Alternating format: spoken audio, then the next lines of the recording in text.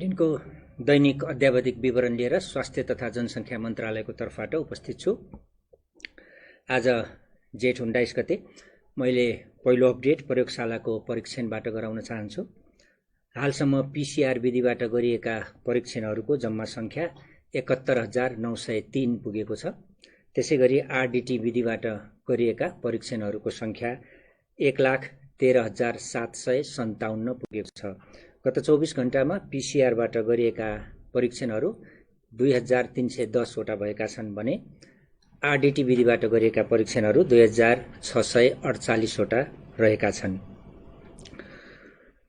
क्वारेन्टाइनमा बसेका व्यक्तिहरू, आरडीटी परीक्षणमा भएका प्रादेशिक विवरणहरू, उपचारमा भएका व्यक्तिहरू जो विभिन्न प्रदेशका अस्पतालहरूमा रहनुभएको छ र डिस्चार्जको समरी दिन चाहन्छु।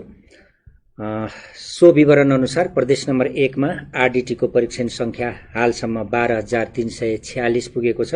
त्यसैगरी प्रदेश नम्बर 2 मा 6,954, बागमती प्रदेशमा 25,543, गण्डकी प्रदेशमा 8,887, प्रदेश नम्बर 5 मा 23,863, त्यसैगरी कर्णाली प्रदेशमा 13,858 र सुदूरपश्चिम प्रदेशमा 22,306 वटा गरी कुल 1,13,757 आरडीटी विधिबाट नेपालभर परीक्षणहरू सम्पन्न भएका छन्।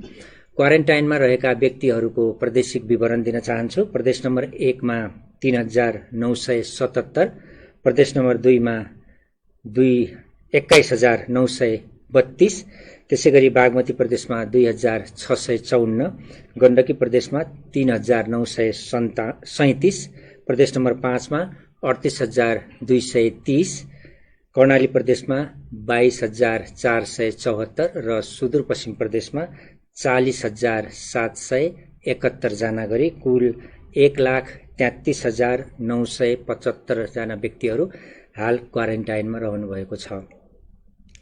विभिन्न अस्पतालहरूमा आइसोलेसनमा रहेका, उपचारमा रहेका संक्रमितहरूको प्रादेशिक विवरण दिन चाहन्छु।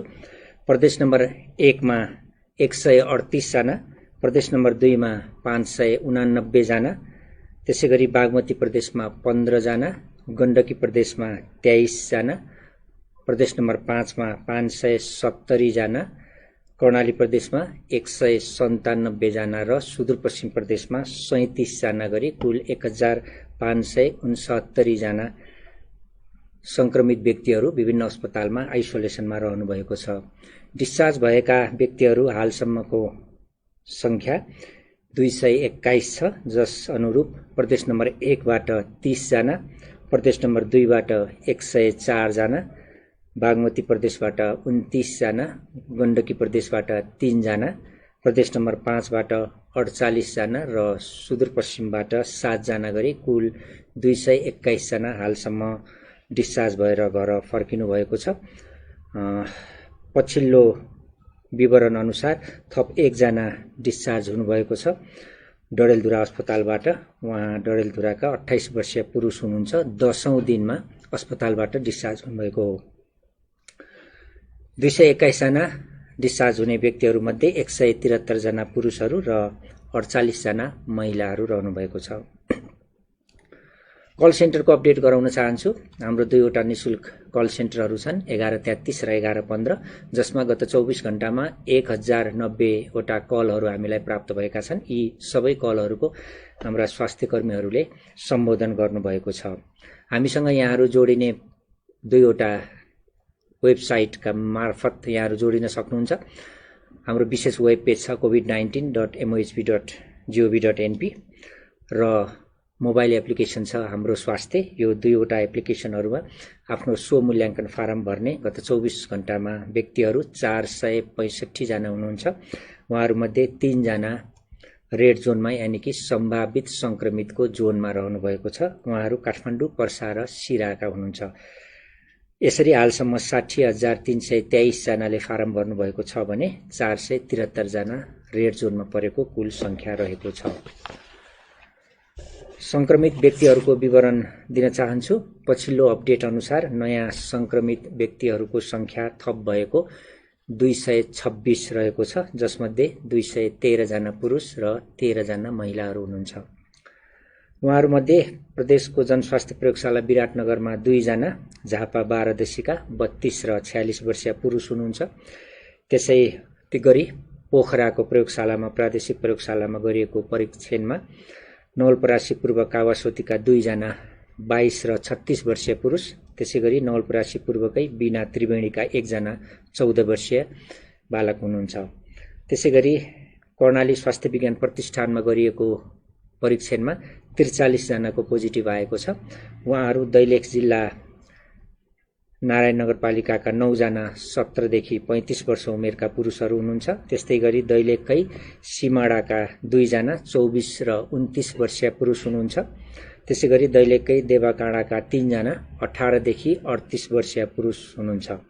दैलेखकै सोधका 1 जना र साधुका 1 जना हुनुहुन्छ। उहाँहरू 35 र 22 वर्षीय पुरुष हुनुहुन्छ। त्यसै गरी दैलेखकै जुकेपानीका 1 जना 60 वर्षीय पुरुष पनि पोजिटिभ रहनु भएको छ। त्यसै गरी दैलेख दुल्लुका 7 जना हुनुहुन्छ। उहाँहरू 23 र 30 वर्षीय 2 जना महिला र 2 वर्षका बालकदेखि 39 वर्षका पुरुषसम्मका व्यक्तिहरू हुनुहुन्छ। जुम्ला हिमाका 8 जना 23 देखि 63 वर्ष उमेरका पुरुषहरू, त्यस्तै जुम्लाकै सिन्जाका 9 जना 12 देखि 45 वर्ष उमेरका व्यक्तिहरू हुनुहुन्छ। त्यसै गरी जुम्लाकैमा कार्यरत रहनुभएका 2 जना हुनुहुन्छ। त्यहाँ काम गर्ने व्यक्तिहरू 27 र 34 वर्षका पुरुषहरू हुनुहुन्छ। त्यसै गरी प्रदेश अस्पताल सुर्खेत र पशुपन्छी रोग अन्वेषण प्रयोगशाला सुर्खेतमा गरिएको परीक्षणमा 32 जनाको पोजिटिभ आएको छ। उहाँहरू दैलेख नारायण नगरपालिकाका 16 जना 10 वर्षीय बालकदेखि 36 वर्षीय उमेरका पुरुष हुनुहुन्छ। त्यसै गरी दैलेख महाबु गाउँपालिकाका 1 जना 25 वर्षीय पुरुष, सल्यान बनगाड कुपिण्डेका 10 जना 20 देखि 40 वर्ष उमेरका पुरुषहरू हुनुहुन्छ र सुर्खेतका बाराहतालका 5 जना 20 देखि 26 वर्षीय पुरुष हुनुहुन्छ। त्यसै गरी धुलीखेल अस्पतालमा गरिएको परीक्षणमा 20 जनाको पोजिटिभ आएको छ। उहाँहरू कपिलवस्तु बाणगङ्गाका 2 जना 31 र 38 वर्षीय महिलाहरू हुनुहुन्छ। त्यसै गरी रौतहट परौवाका 14 जना 19 देखि 45 वर्षका पुरुषहरू हुनुहुन्छ। त्यसै गरी रौतहटकै यमुनामाई गाउँपालिकाका 4 जना जो 20 वर्षीय महिला हुनुहुन्छ 1 जना र 22 देखि 35 वर्ष उमेरका 3 जना पुरुषहरू हुनुहुन्छ। त्यसै गरी भेरी अस्पतालको प्रयोगशालामा गरिएको परीक्षणमा 7 जनाको पोजिटिभ आएको छ। उहाँहरू बाँके डुडुवाका हुनुहुन्छ। 17 देखि 35 वर्ष उमेरका पुरुषहरू हुनुहुन्छ। त्यसै गरी राप्ती स्वास्थ्य विज्ञान प्रतिष्ठान दाङमा गरिएको परीक्षणमा 9 जनाको पोजिटिभ आएको छ। उहाँहरू सबै दाङ जिल्लाका हुनुहुन्छ। दाङ तुलसीपुर उपमहानगरपालिकाका 5 जना 18 देखि 32 वर्षीय पुरुष, त्यसै गरी दाङ गढवा गाउँपालिकाका 2 जना 24 र 36 वर्षीय पुरुष, त्यसै गरी लमहीका 1 जना 40 वर्षीय पुरुष र दाङकै राप्ती गाउँपालिकाका 1 जना 36 वर्षीय पुरुष हुनुहुन्छ। त्यसै गरी राष्ट्रिय जनस्वास्थ्य प्रयोगशालामा गरिएको परीक्षणमा 92 जनाको पोजिटिभ आएको छ। उहाँहरूमध्ये धनुषा धनौजीका 4 जना 18 देखि 48 वर्ष उमेरका पुरुषहरू, त्यसै गरी धनुषाकै हम्सपुरका 2 जना 19 देखि 20 वर्षीय पुरुषहरू हुनुहुन्छ। त्यसै गरी धनुषाकै जनकपुर प्रादेशिक अस्पतालका 1 जना 21 वर्षीय पुरुष हुनुहुन्छ। कपिलवस्तु शिवराजका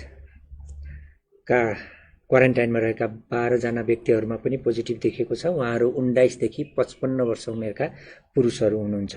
त्यस्तै गरी कपिलवस्तुकै हरिहरपुरका 8 जना 19 देखि 38 वर्षीय पुरुष, कपिलवस्तु महाराजगञ्जका 2 जना 30 र 33 वर्षीय पुरुषहरू, त्यसै गरी कपिलवस्तुकै रङ्गीलाल माविका क्वारेन्टाइनमा रहेका 11 जना व्यक्तिहरू 17 देखि 35 वर्ष उमेरका पुरुषहरू हुनुहुन्छ।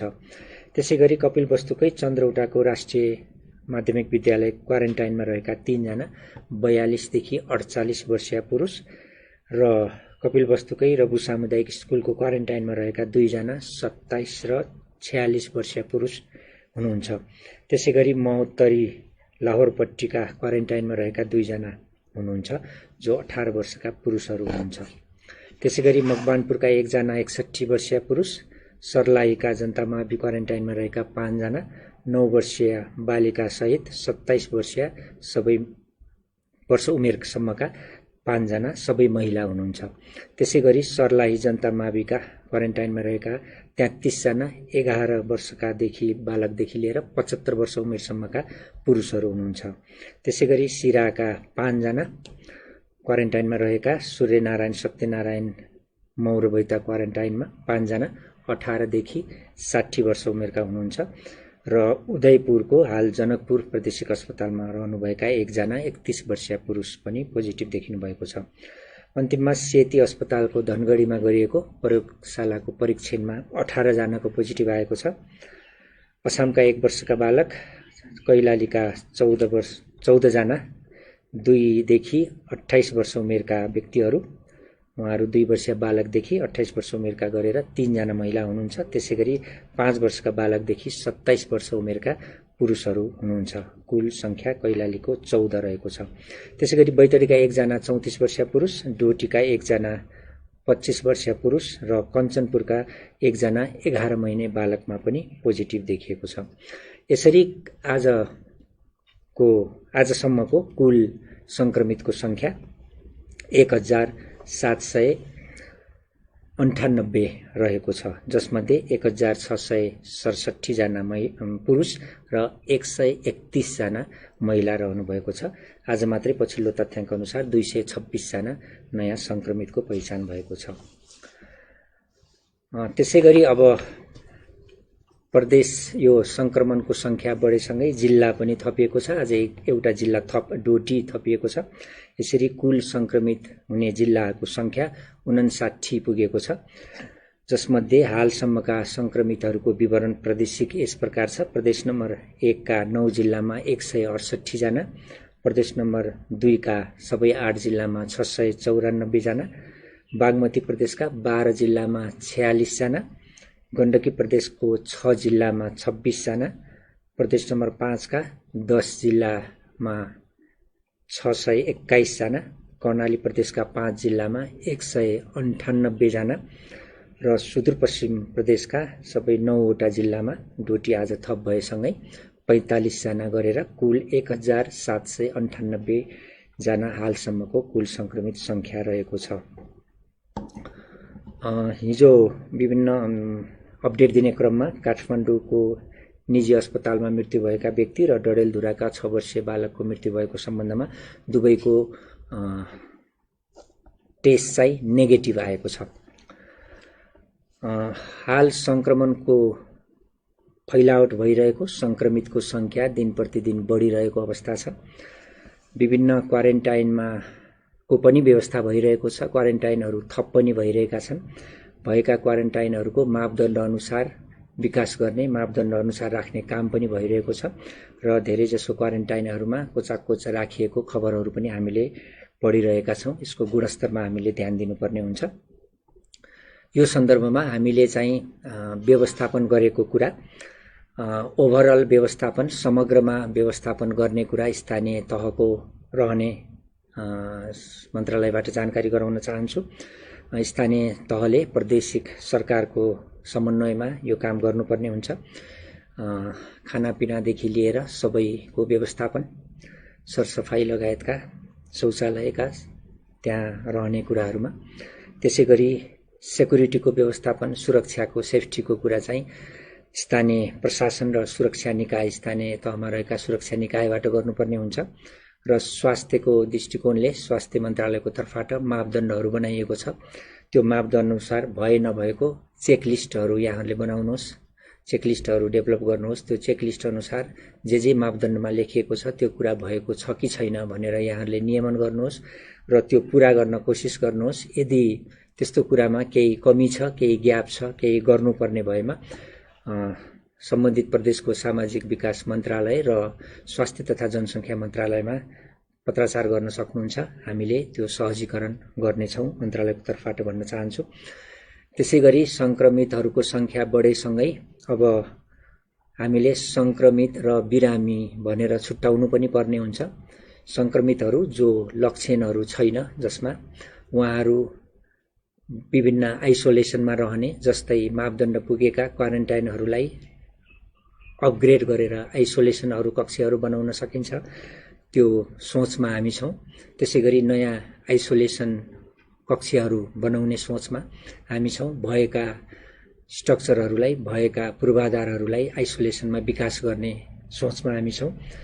त्यो हिसाबले त्यस्ता संक्रमित व्यक्तिहरूलाई जो लक्षण छैन त्यस्ता ठाउँहरूमा राख्ने र त्यस्ता संक्रमित व्यक्तिहरू जसमा लक्षण छ, जो बिरामी हुनुहुन्छ, उहाँहरूलाई अस्पतालमा राख्ने।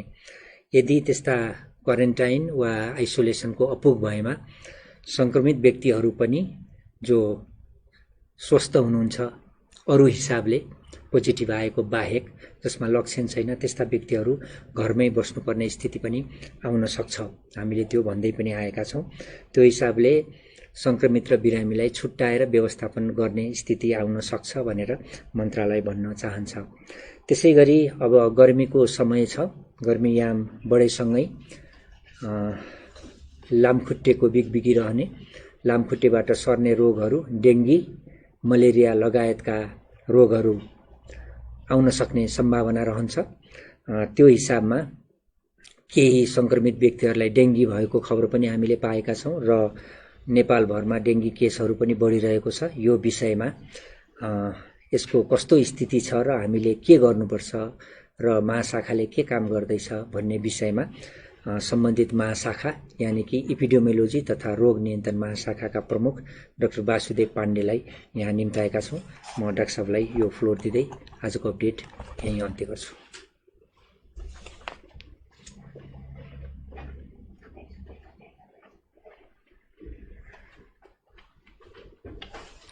नमस्कार, म डाक्टर वासुदेव पाण्डे, निर्देशक इपिडेमियोलोजी तथा रोग नियन्त्रण महाशाखा।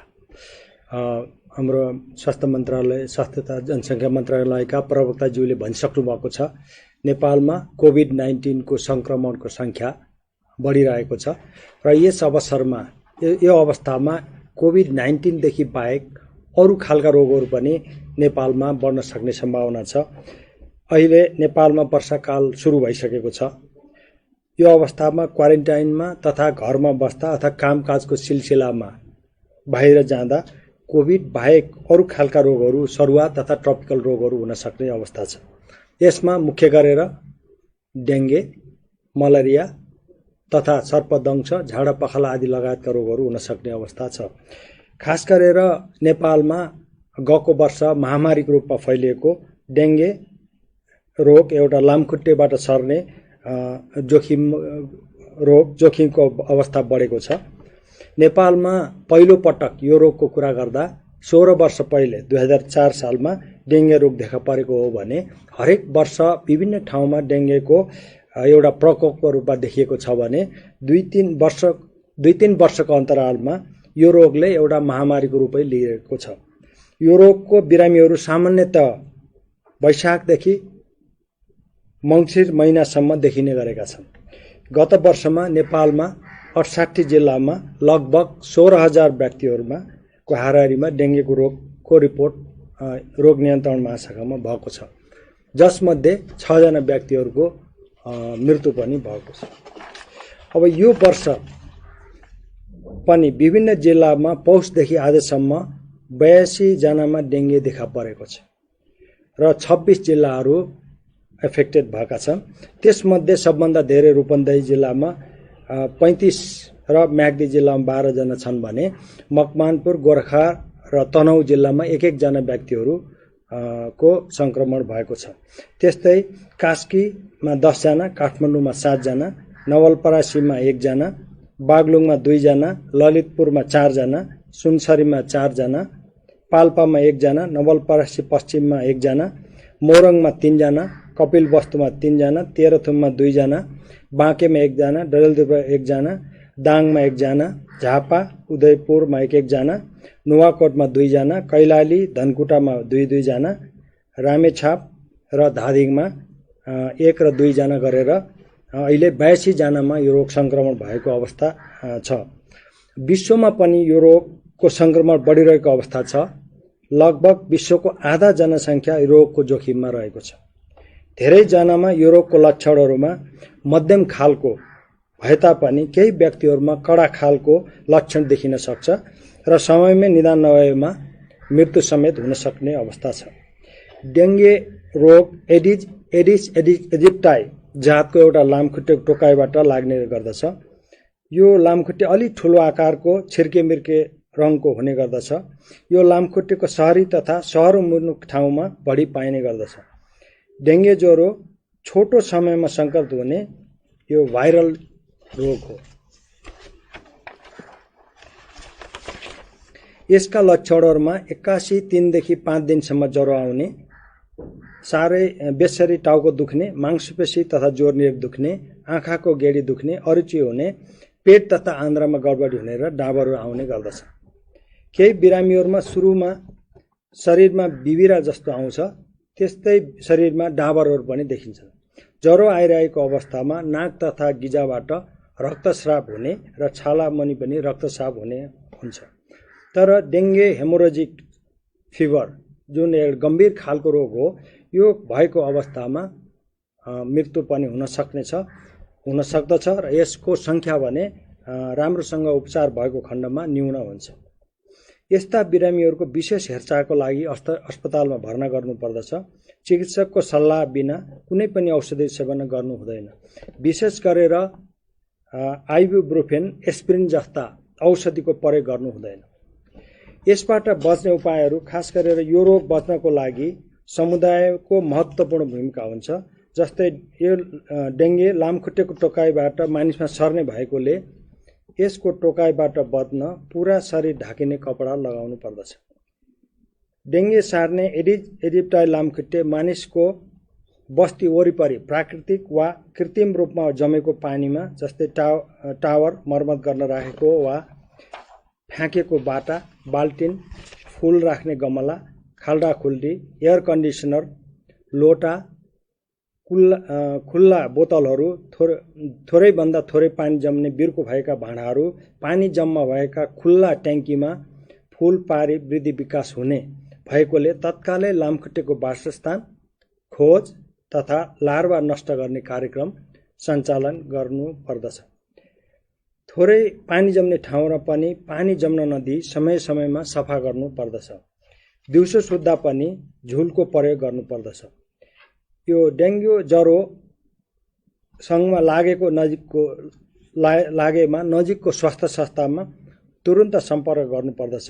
यो रोग चिकित्सक तथा स्वास्थ्य कर्मीहरूको प्रत्यक्ष निगरानीमा उपचार गरे निको हुन्छ।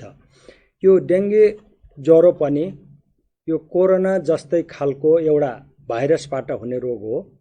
यो रोगको पनि कुनै पनि अहिलेसम्म भ्याक्सिन हुन सकेको छैन। राम्रो खालको भ्याक्सिन डेभलप हुन सकेको छैन। यसको पनि स्पेसिफिक यो भाइरसको एन्टिभाइरल भन्ने औषधि हामीसँग छैन। त्यसो भएको हुनाले डेङ्गेबाट बच्नु नै सबभन्दा ठुलो उपाय हो।